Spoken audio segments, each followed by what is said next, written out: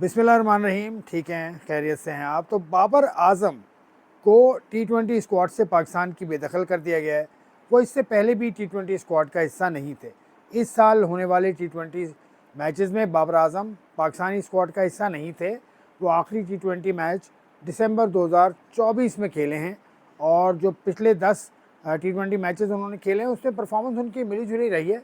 लेकिन पिछले 5 टी20 मैचेस में बाबर आज़म की परफॉर्मेंस भी इतनी अच्छी नहीं थी और पाकिस्तान की टीम जीत भी नहीं रही थी। पाँचों टी20 मैच जिसमें बाबर आज़म शामिल हैं वो पाकिस्तान की टीम हारी है। उसमें कप्तान भी हैं बाबर आज़म, जो अमेरिका में वर्ल्ड कप हुआ उसमें। तो इससे कतई नज़र बाबर आज़म को निकालने की वजह क्या हुई? निकालने की वजह एक पूरा एक साइंटिफिक प्लान है। एक साइंटिफिक मैं इसलिए कह रहा हूँ कि प्लान क्या होता है, कोई प्लेयर का किसी प्लेयर का बैकअप तैयार करना होता है। तो बाबर आज़म के अतराफ़ प्लेयर तैयार किए गए, जैसे कि आप समझ लीजिए कि हसन नवाज़ इस सॉर्ट ऑफ बाबर का कवर। लेकिन बाबर तो बहुत बड़ा प्लेयर है, बहुत बड़ा कद है। मैं ये नहीं कह रहा कि हसन नवाज़ को लाना ये मकसद था, लेकिन ट्राई आउट किया गया उसे, लेकिन वो मिडिल ऑर्डर ज़्यादा खेले। उसके बाद फिर Sahibzada Farhan was a fitting cover for Babar Azam, या कम से कम एक ट्राई की गई उसको खिलाकर कवर बनाने की और उन्होंने बहुत अच्छा रिस्पॉन्ड किया। तो Sahibzada Farhan has been a cover for Babar Azam, क्योंकि बाबर की फॉर्म भी थोड़ी सी डामाडोल थी, तो उसके हवाले से उनको मौका नहीं दिया गया टी20 में। और दूसरा, उनका strike rate up to the mark नहीं है या up to the wishes of the modern day cricket coach in Mike Hesson, वो नहीं है। तो इस हवाले से वो नहीं है। मैं ये नहीं कह रहा कि साहिबजादा फरहान के आने से बाबर आज़म का रास्ता रुक गया, नहीं।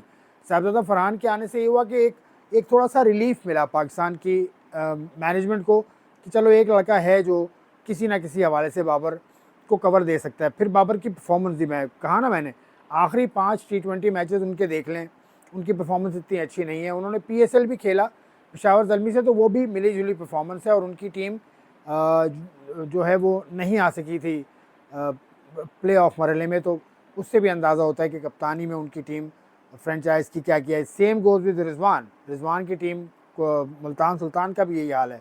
और रिजवान की परफॉर्मेंस भी इतनी अच्छी नहीं है। अभी रिसेंटली वो खेले जितना भी, और टी20 के अलावा अगर बात करें तो वाइट बॉल क्रिकेट का दूसरा फॉर्मेट वनडे क्रिकेट है, उसमें दोनों की परफॉर्मेंस आपके सामने है। बाबर आज़म 47 रन बनाए और 9 रन बनाए। उसके अलावा रिजवान ने बहुत स्लो बैटिंग की और इतना अच्छा इम्पैक्ट वो छोड़ने में कामयाब नहीं हुए। तो दोनों का जो रीसेंट पास्ट है वो इतना अच्छा नहीं है। फिर ये कहा जा रहा है कि वो चेस के अंदर शायद बहुत अच्छा रिकॉर्ड रखते हैं, ये सोशल मीडिया पे मैंने देखा।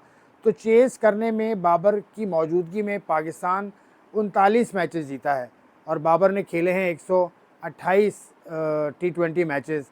तो 128 टी20 मैचेस में से पाकिस्तान, अगर उन्होंने 39 मैच में जीत का वो कारण बने, जीत की वजह बने, तो उसका रेशो आप देख सकते हैं। तो ये तो अपनी मर्ज़ी का स्टैट है जो निकाला गया और उससे फ़ायदा शायद बाबर को पहुंचाने की कोशिश की गई या अपना पॉइंट ऑफ व्यू बेहतर करने की कोशिश की गई। फिर एक ये तासुर भी दिया जा रहा है कि शायद 2 फ्रेंचाइजेस के लड़के मिले हुए हैं इस टीम के अंदर। ऐसा बिल्कुल नहीं है। कोयटा ग्लैडिएटर की इस वक्त तादाद खासी ज़्यादा आपको नज़र आती है इस टीम में। अबरार हैं, वसीम जूनियर हैं और दीगर लड़के हैं। उसके अलावा आप कराची किंग्स से भी देख लें, अब हसन अली हैं। उसके अलावा एक लड़का और है पेशावर ज़ल्मी से। अगर आप देख लें तो 4 लड़के पेशावर ज़ल्मी के नज़र आते हैं, 4 लड़के 4-5 4 ही लड़के आपको नज़र आते हैं लाहौर कलंदर्स के, इस्लामाबाद यूनाइटेड के। तो it's an even Steven distribution. हाँ, एक फ्रेंचाइज बिल्कुल नज़र नहीं आती, वो है Multan Sultan, because of its performance में मेरा ख्याल है। लेकिन ऐसा नहीं है, बड़ी इवन डिस्ट्रीब्यूशन है amongst the franchises in this team. ऐसा बिल्कुल नहीं है। ये तासुर बिल्कुल गलत है कि इस्लामाबाद यूनाइटेड को फ़ौक़ियत दी गई। हाँ, कप्तान इस्लामाबाद यूनाइटेड का है आगा सलमान, तो ठीक है, टी20 का कप्तान हो किसी ना किसी फ्रेंचाइज से तो होगा, लेकिन किसी भी फ्रेंचाइज को आउटराइट फेवर दिया नहीं गया। ये मैं बड़ी ज़िम्मेदारी से कह रहा हूँ आपको। बाबर आज़म की परफॉर्मेंस आपके सामने रख दी। एक तासुर जो मोहसिन नकवी साहब के बारे में उभर के सामने आया है, वो ये कहा जा रहा है कि इन्होंने प्लेयर्स पावर को ख़त्म कर दिया है। पता नहीं, मुझे ये बात बड़ी अजीब लगी, लेकिन जब इस पर सोचा मैंने तो ये बात इतनी कोई गलत नज़र नहीं आती। मतलब प्लेयर्स जिनकी पावर थी, जिनकी से थी अनटिल द 2023 वर्ल्ड कप कि वो अपनी बात मनवा रहे थे। जब भी सोशल कॉन्ट्रैक्ट्स की बात आए, सेंट्रल कॉन्ट्रैक्ट्स की बात आए, वो अपनी बात मनवा रहे थे, तो वो चीज़ ख़त्म नज़र आती है। तो ये एक सूरत हाल है, ये अच्छी है बुरी है ये आप बताइएगा मुझे, लेकिन ना बाबर आज़म की परफॉर्मेंस ऐसी थी कि उनको इस वक्त पाकिस्तान की टीम में जगह मिलनी चाहिए थी, ना बाबर आज़म के अगें के की गैर मौजूदगी में ऐसी कोई सूरत हाल पैदा हो रही थी कि पाकिस्तान को मुश्किल होती, क्योंकि sort of backup is getting ready to secure the position to cover up Babar Azam और रिजवान और फ़खर जमान और जो भी पाकिस्तान में नहीं है इस वक्त, नसीम शाह नहीं है। तो आप देख रहे हैं आहिस्ता आहिस्ता ऐसा लग रहा है कि एक बैकअप सॉर्ट ऑफ तैयार किया जा रहा है। तो ये मॉडर्न डे क्रिकेट की डिमांड है। ये जो भी किया जा रहा है इसको थोड़ा सा वक्त देना पड़ेगा, वक्त दीजिए। बाबर आज़म, मोहम्मद रिजवान इतने बड़े खिलाड़ी हैं कि वो वापस आ जाएंगे, they can come back any time. ये कह चुके हैं आकिब जावेद अपनी प्रेस कॉन्फ्रेंस में कल विद माइक हेसन। तो इस हवाले से ये मेरा कहना था, बाकी आप जो इसमें कहना चाहें उसके लिए माई platform is open as always.